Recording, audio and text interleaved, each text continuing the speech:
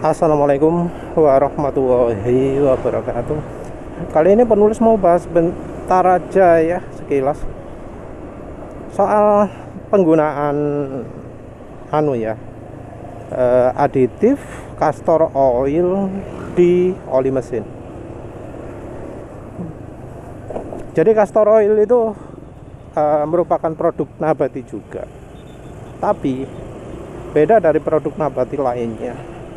Castor oil itu cenderung tidak larut ke oli, ke minyak.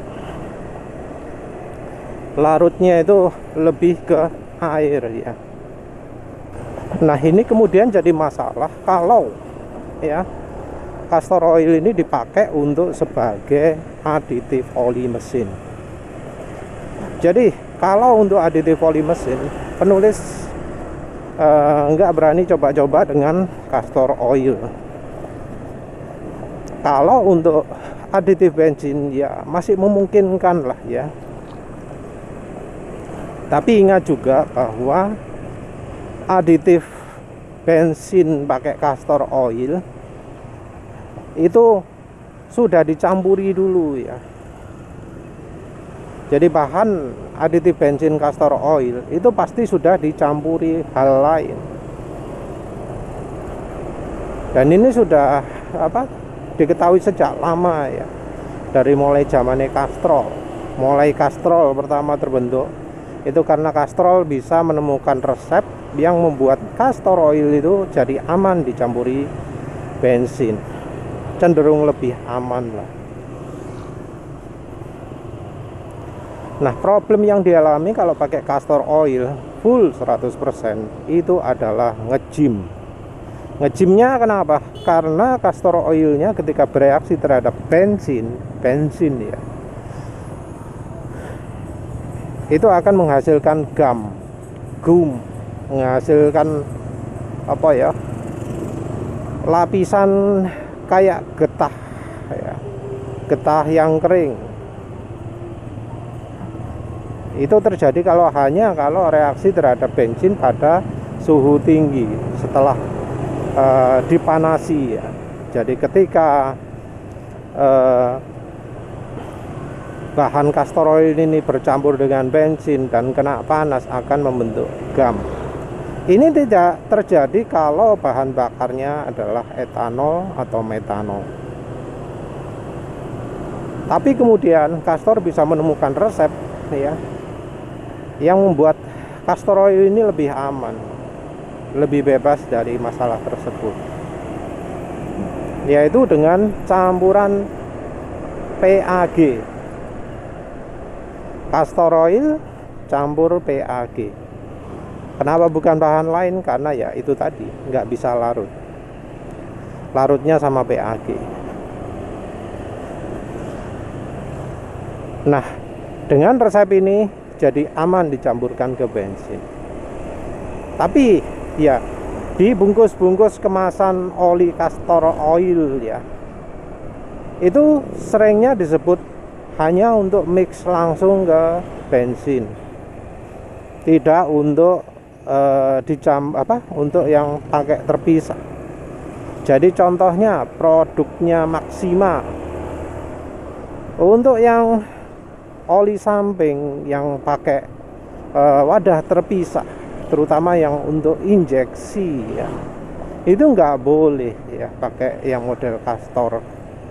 Jadi untuk yang injeksi, 2 tak injeksi seperti punya KTM, itu ada sendiri produknya, bukan dari castor oil. Nah, kalau untuk tangki terpisah nggak aman ya, ada juga yang ngomong jadi membeku di bensinnya, jadi mengental, jadi membuntu. Ada juga yang ngomong kalau dingin jadi masalah gitu ya, masalah ya Allah. Tapi yang jelas castor oil untuk di tempat terpisah itu kurang aman. Nah, balik lagi ke soal oli mesin.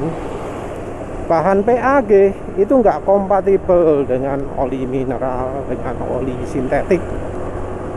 Jadi walau PAG itu salah satu tipe oli sintetik, tapi secara umum nggak kompatibel dengan PAO, dengan ester, dengan grup 3, grup 2, grup 1.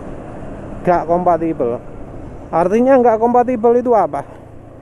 Dia akan mengendap, jadi misah. Jadi kalau pingin mencoba aditif castor oil, coba dicampur dulu ke botol terpisah yang bening, yang bisa kelihatan, dikocok, nyampur enggak. Kalau misah itu sesuatu yang gawat. Kenapa misah itu sesuatu yang gawat? Ya karena ya kalau misah seperti itu, ya olinya nanti dipakai bakal ada mengendap juga. Dan nanti kalau kena panas bisa jadi sumber endapan juga. Lah yang khusus untuk oli samping aja di warning bisa jadi masalah. Pasti juga akan jadi masalah untuk oli mesin. Misal motor 2 hari nggak dipakai dalam kondisi panas, bisa jadi nanti bagian bagian castor oilnya di saluran olinya akan mengendap, akan berada di dasarnya, terus kemudian mengeras membentuk gel. Jadi lama-lama saluran oli bisa jadi makin makin sempit. Nah itu ya ngerinya. Jadi menurut penulis, kalau castor oil jangan dipakai sebagai aditif oli lah ya.